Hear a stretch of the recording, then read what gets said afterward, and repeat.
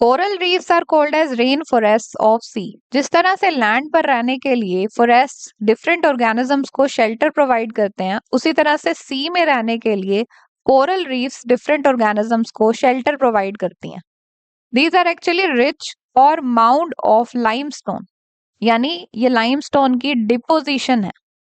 Limestone is calcium carbonate. अब ये calcium carbonate की डिपोजिशन प्रोड्यूस कौन करता है? कुछ ऑर्गेनिजम्स होते हैं कोरल्स, जो कि सिलेंट्रेट्स हैं। ये ऑर्गेनिजम्स कैल्शियम कार्बोनेट की डिपोजिशन को प्रोड्यूस करते हैं, ये सेक्रीट करते हैं कैल्शियम कार्बोनेट को।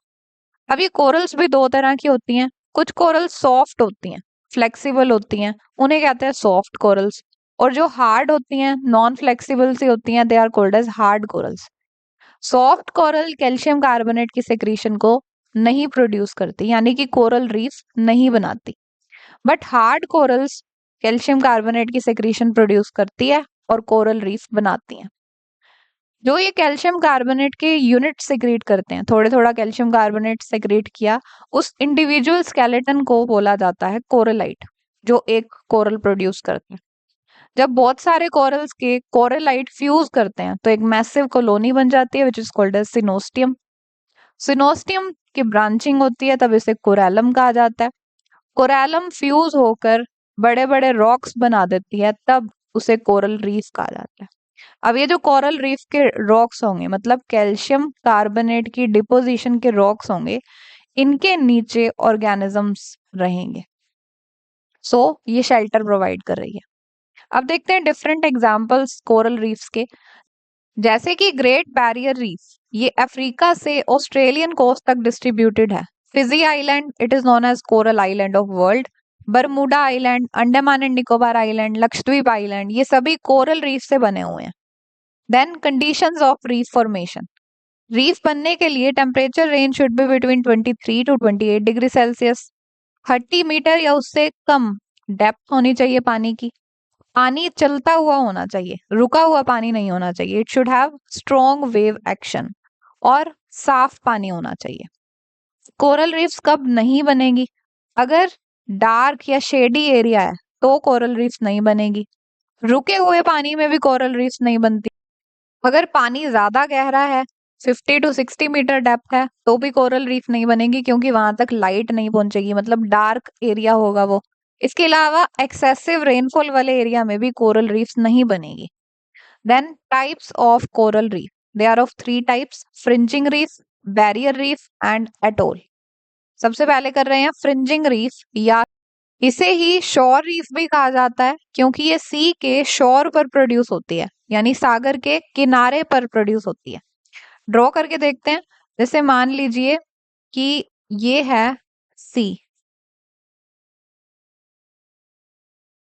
ये सी वाटर है, और इसके साथ यहां आ जाता है ये लैंड रीजन।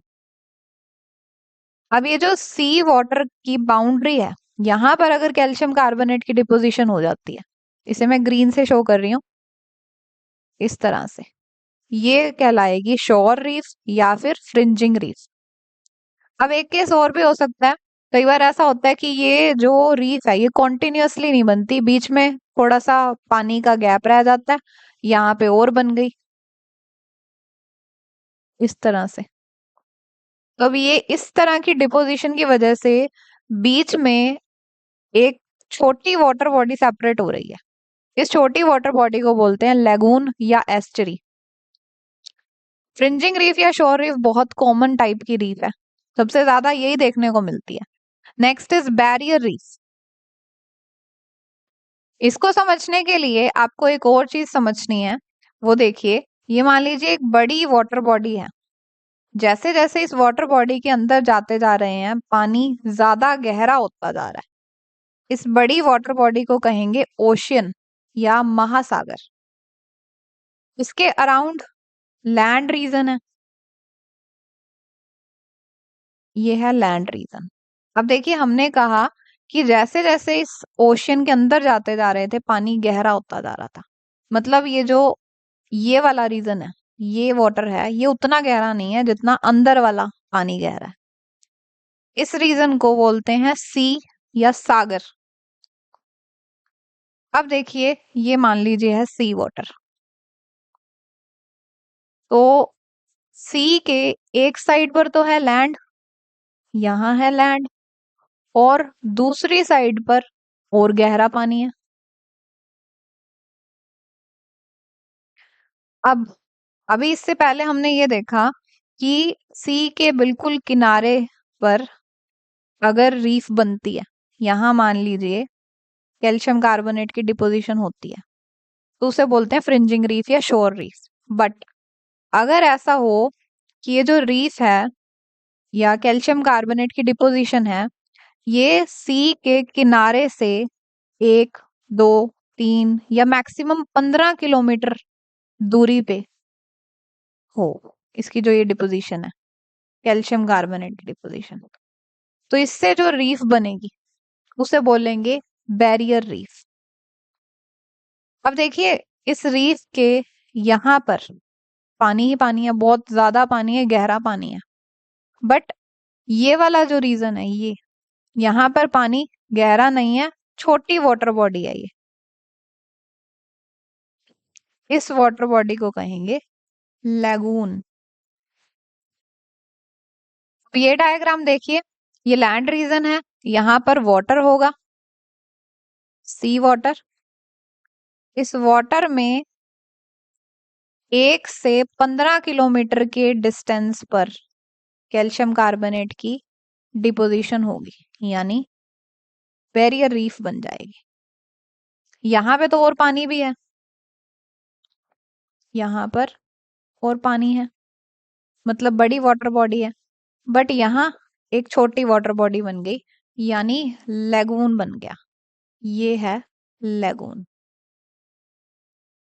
एक और डायग्राम के थ्रू इसे समझते हैं। ये लैंड रीजन है और इसके अराउंड सारा सी वाटर है। सी का जो शोर है, ये सी शोर होगा। शोर से 1 किलोमीटर से मैक्सिमम 15 किलोमीटर की दूरी पर ये रीफ होगी, दिस इज बैरियर रीफ। और ये जो छोटी वाटर बॉडी सेपरेट हो गई, this water body is lagoon.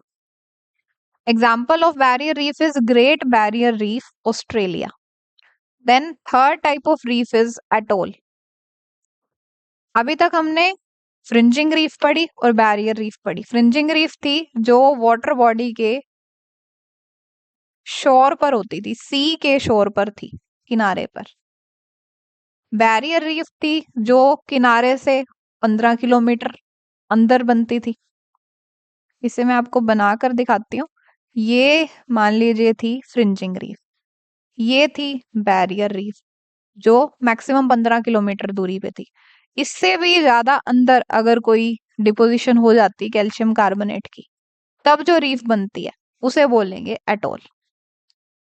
जैसे कि यहाँ पर डिपोजिशन हुई, तो ऑलमोस्ट ऐसा लग रहा है सेंटर पे डिपोजिशन है। ये डिपोजिशन सर्कुलर भी हो सकती है, हॉर्स शू शेप की भी हो सकती है। तो जो भी शेप होगी, मान लीजिए सर्कुलर शेप की है तो इसे बोल देंगे सर्कुलर एटोल, या हॉर्स शू शेप की है तो हॉर्स शू शेप्ड एटोल। अब ये भी कॉन्टिन्यूस हो ऐसा जरूरी नहीं है। ऐसा हो सकता है कि इसके अंदर भी एक छोटी वाटर बॉडी रह गई हो, अभी यहाँ पर कैल्शियम कार्बोनेट की डिपोजिशन नहीं हुई, तो यहाँ पर भी अब लेगून बन गया। ये लेगून सेंटर में है तो इसलिए इसको सेंट्रल लेगून कहा जाता है। ये डायग्राम देखिए, यहाँ पर ये सेंट्रल लेगून है और साइड्स में ये एटोल की डिपोजिशन है। एक और डायग्राम है, ये लेगून है और साइड में एटोल है, फिर आगे पानी आ जाएगा इसके around. Then examples of atoll are atoll in Lakshadweep island, या फिर फिजी एटोल, या फिर जो मालदीव्स आइलैंड है इंडियन ओशन में, वहां पे भी एटोल है। नेक्स्ट कुछ पॉइंट्स याद रखने आपको, जैसे कि कोरल्स को अगर केमिकल्स के एक्सपोजर में रखा जाए, हाई कंसेंट्रेशन ऑफ केमिकल्स में रखा जाए, तो इनका कलर निकल जाएगा, कोरल ब्लीचिंग हो जाएगी। इसके अलावा कोरल्स और जूजेंथैली एल्गी एक दूसरे के साथ ऐसे रिलेशनशिप में रहती हैं जिनमें कोरल को भी फायदा होता है और इस एल्गी को भी फायदा होता है। इस रिलेशनशिप को जिसमें दोनों मेंबर्स को फायदा हो रहा है, इसे कहा जाता है म्यूचुअलिज्म। क्या फायदा हो रहा है? कोरल्स कैल्शियम कार्बोनेट की डिपोजिशन से इनको शेल्टर प्रोवाइड करती हैं, और एल्गी बीइंग फोटोसिंथेटिक कोरल्स को खाना देती हैं, ग्लूकोज देती हैं। इसके अलावा एल्गी इनके ऊपर डिपॉजिट होकर इनको कलर भी प्रोवाइड करती है। फिर देख रहे हैं economic importance of coral reefs. Coral reefs को ऑयल इंडस्ट्री में यूज किया जाता है। कोरल रीफ एक ऐसी साइट है जहां पर ऑयल को डिपॉजिट किया जा सकता है, ऑयल्स को रखा जा सकता है। और प्लांट और एनिमल्स के रहने के लिए भी कोरल रीफ साइट है। बायोडाइवर्सिटी के लिए शेल्टर प्रोवाइड करती हैं। डेकोरेटिव इंपॉर्टेंस है, इन ये डिफरेंट कलर्स की होती हैं, तो लोग इनको घरों में रखते हैं, एक्वेरियम्स में रखते हैं सजाने के लिए। जैसे कि Corallium rubrum, it is most precious coral, सुंदर दिखती है और सजावट के लिए यूज किया जाता है। ऑर्गन पाइप कोरल को मेडिसिन बनाने में यूज करते हैं। कोरल रीफ से जो स्टोन्स बनते हैं, कैल्शियम कार्बोनेट के स्टोन्स जो होते हैं, उनको बिल्डिंग मटेरियल की तरह भी यूज किया जाता है। और जो भी कोरल रीफ वाले आइलैंड्स होते हैं वहां पर लोग अट्रैक्ट होते हैं, लोग देखने आते हैं। So it offers tourism also.